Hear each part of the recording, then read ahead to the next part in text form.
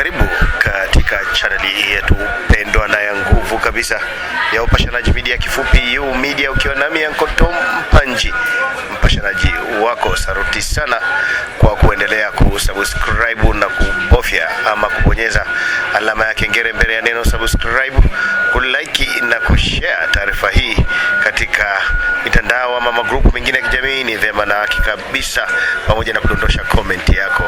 Jeshi la polisi limemkamata Museveni na washirika wake wakiwa na shehena ya madawa ya kulevya wakisafirisha kutoka nchini Malawi na kufanikiwa kuingiza nchini Tanzania, ambapo wakiwa stendi kuu ya mabasi yaendayo mikoani katika harakati za kusafirisha mzigo huo hadi jijini Arusha, wasirikali wakashtukia na kuwanasa. Nchi ya Malawi imekuwa taifa la hivi karibuni lililoko kusini mwa Afrika kuhalalisha kisheria ukulima na uuzaji wa ndani na nje wa bangi, na kutokana na ujirani na Tanzania, wasafirishaji na wafanyabiashara haramu wamekuwa wakitumia mipaka ya Kasumuru na Tunduma na njia nyingine za panya kupitisha bangi.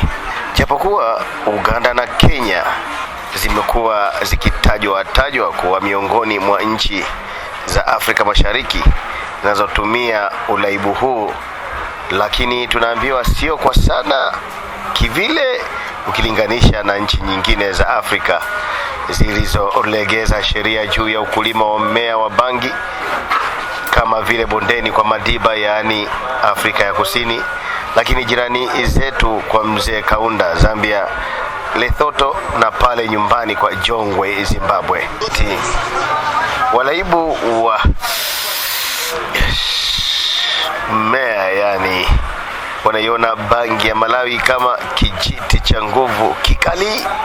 Malawi Gold, yani dhahabu ya Malawi, sio dhahabu bali dhahabu kama wanavyoiita wenyewe, kuwa moja ya dawa nzuri kiafya nchini Malawi. Nchini Tanzania, bangi ya Malawi inasifika sana na watumiaji wanadai inalipua mapema. Kijiti kikali, kijiti cha Kamuzu, kijiti cha Malawi, jani la Malawi, mbama ya Malawi, majina tofauti wamekuwa wakiita bangi.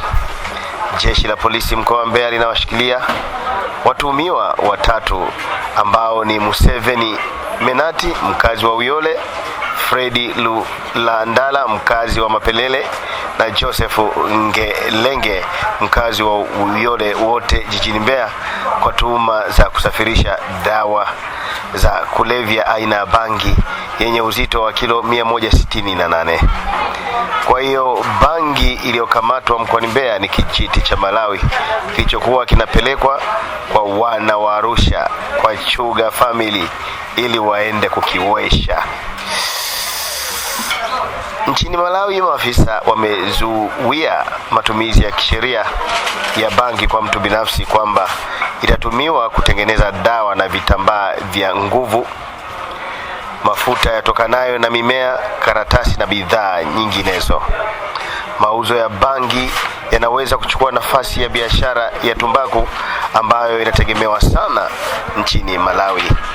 Akizungumzia tukio la watuhumiwa watatu kukamatwa na madawa ya kulevya aina ya bangi, kamanda wa polisi mkoa wa Mbeya Sak Benjamin Kuzaga amesema watuhumiwa baada ya kukamatwa wamekiri kusafirisha bangi hiyo kutoka nchini Malawi na kwamba walikuwa wanapeleka mkoani Arusha kwa ajili ya watumiaji. Tumsikilize kamanda Kuzaga. Jeshi la polisi mkoa wa Mbeya linawashikilia watuhumiwa watatu ambao ni Museveni Menati, huyu ni mkazi wa Uyole, Fredi Lulandala, mkazi wa Mapelele, na Joseph Ngelenge, huyu ni mkazi wa Uyole pia hapa jijini Mbeya.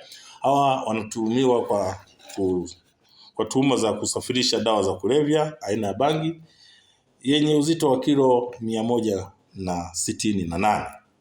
Watuhumiwa walikamatwa tarehe 21 mwezi wa kwanza mwaka 2006 baada ya kuingia katika stendi kuu ya mabasi jijini Mbeya wakiwa kwenye bajaji yenye namba za usajili MC 550 EWN aina ya TVS Kings, wakiwa na dawa hizo za kulevya zikiwa kwenye mabegi 8 ya nguo, wakiwa wamepaki wakitaka sasa kusafirisha kuelekea mkoani Arusha.